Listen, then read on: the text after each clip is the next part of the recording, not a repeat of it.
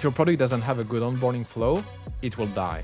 So I'm going to give you 5 ways to improve, optimize, and create the best possible onboarding to increase user activation, user retention, reduce churn, and subscribe to your product. So I'm on mobbin.com right now, and I'm going to walk you through good and bad examples of the 5 principles that I've outlined for this video to give you some examples of what's good and what's bad.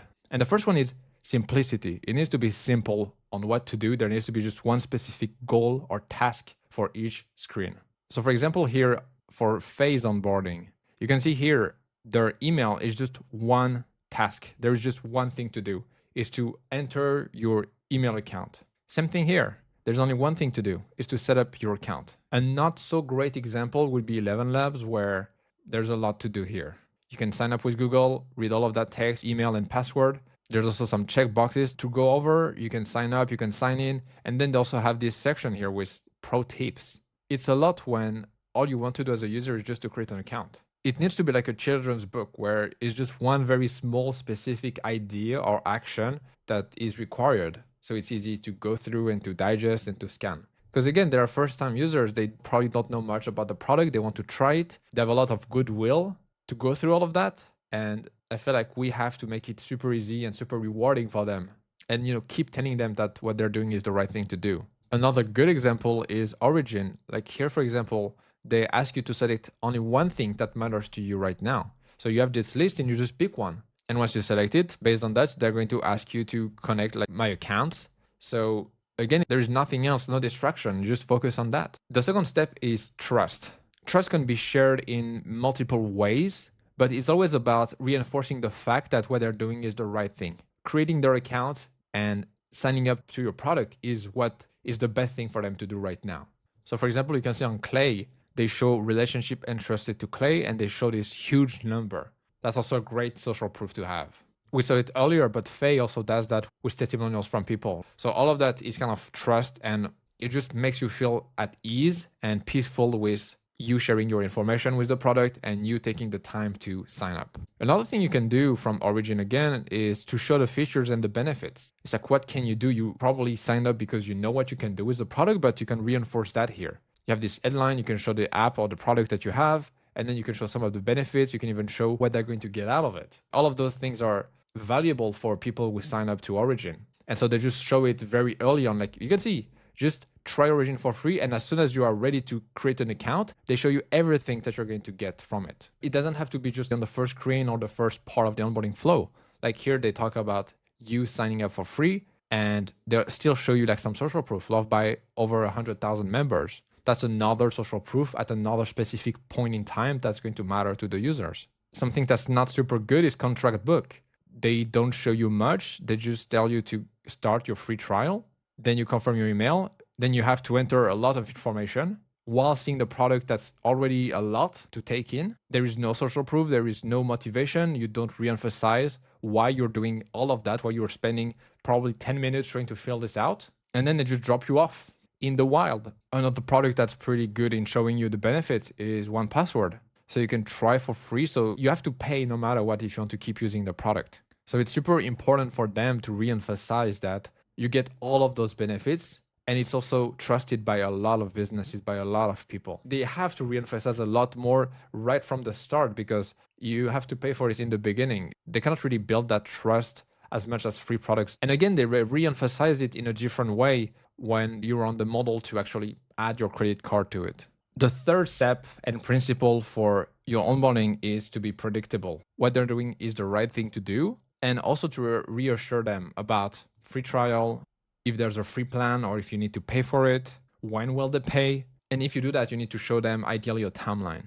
What Contract Book does well here is that they say start your 14-day trial, and then at the bottom they say no credit card needed. And that adds this kind of predictability and this peace of mind in a way when people are just freely able to enter the information, complete all of that, and they know that they're not going to be charged for the next 2 weeks. Origin is doing also that pretty well, where they show you the process of trying it for 1 week free. They show you like when you get instant access today, then they're going to have a trial reminder for you sent to your notification. And then they're going to send a reminder of your trial that's almost ending. And then you will become a member by subscribing, and you can also cancel anytime.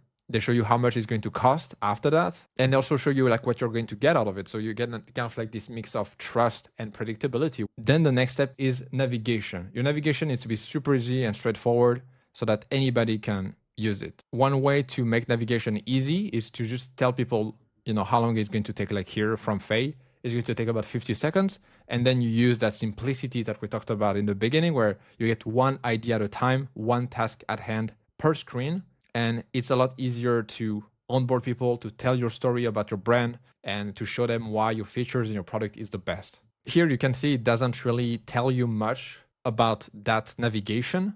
You cannot escape it, you cannot leave it. There is no way to do anything if you don't complete that and you don't even know what's coming next. There is a back button, so that's still a win. But yeah, Tailscale does it well, where they show you how many steps are left in the onboarding. So it's very easy for you to know, okay, I'm here. The steps are pretty simple, so it's not going to be very long for me to finish the onboarding. Origin also does it somewhat well, where you always have a back and next button, except when you need to pay. But when you need to pay, you have the X arrow at the top. Obviously, they try to minimize everything so that you pay and you subscribe to it. I think there is a business goal behind it. And even here, you can have next if you select one, or you can just skip it. And you see throughout the whole product, you can always go back, you can skip, you can explore. There is always a way out or a way to go back. And I think that's a really reassuring for users to have that option. And I feel like a lot of products, you know, a lot of designers and products, they feel like they always have to show how many steps there are left. I think it's usually a good UX practice to have. I would say the only moment or only rule where you don't really have to use it, it's only when your onboarding is only 1 or 2 steps. This is the only rule I would say to apply on that. Typeform also does it well, where they show you how many steps there are in the onboarding flow, where you are at.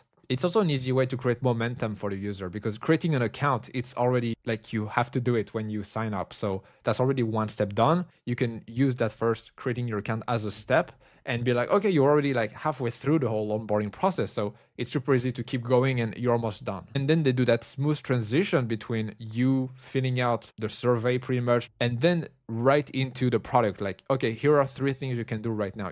It's super clean, super simple. Just pick one of the 3 options. So super smooth transition, super simple and clear onboarding. And then they hook you right into the product, into getting that first activation and understanding the value of the product super fast. And the last step is personalization. I feel like it's super difficult to find products that do it well. And after looking at a lot of products, I feel like the only one that does it well is Origin, where what you say matches with where you're going to land. So you say you want to manage your spendings, and then it sends you right into the spending page. And I can imagine that if it was to track your portfolio, then it would send you to your portfolio page. And I think that's like kind of like the idea we want to have. The product needs to kind of repeat back what the user says.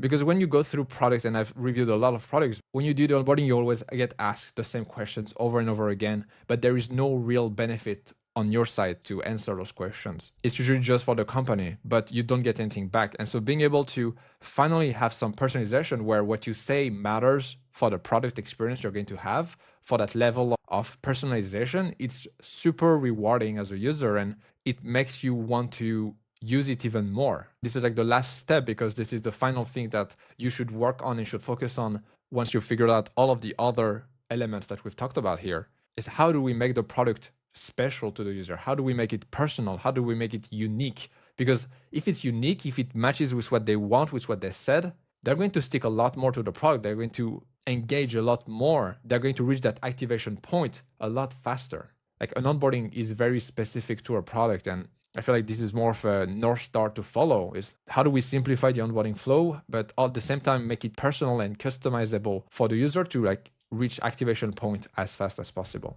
Because if your product onboarding is not optimized, you're losing so much money from people who drop off, from people who don't recommend your product, but also from people who don't get it. That's the end of the video. I really hope you liked it. Make sure to leave a like and subscribe. Also, YouTube thinks you will like this next video. It's honestly one of the best videos I've made. So go have a look. Bye.